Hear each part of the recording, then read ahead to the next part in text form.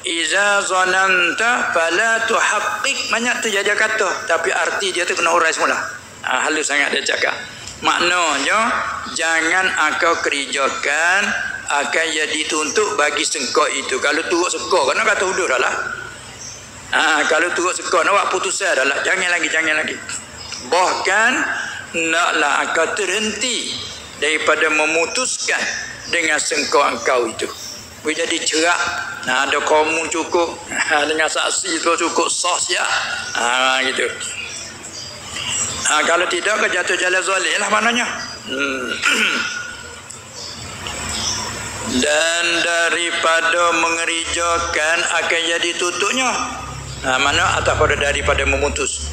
Bahkan naklah akan terhenti daripada mengerijakan akan jadi tuntutnya tu.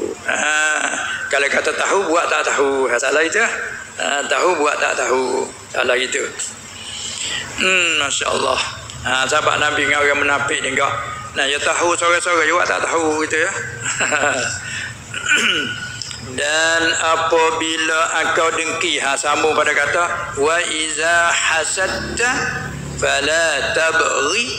Artinya, dan apabila engkau dengki, klik pada makna dengki apa dah? Iaitu cita hati engkau akan hilang nikmat daripada orang lain. Bila sebut dengki tu makna dia lepas dah.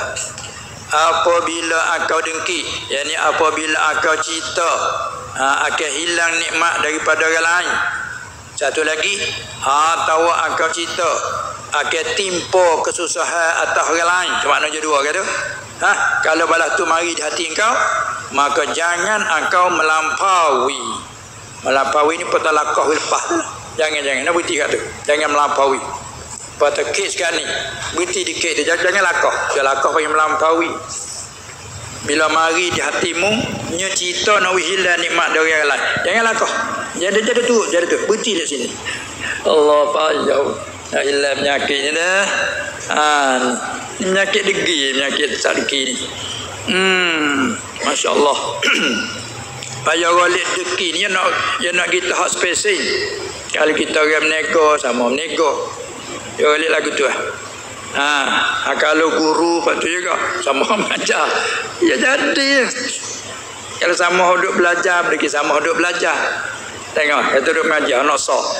Nanti dah dia tu tak boleh nombor satu, nak boleh dia ni. Kena mana-mana.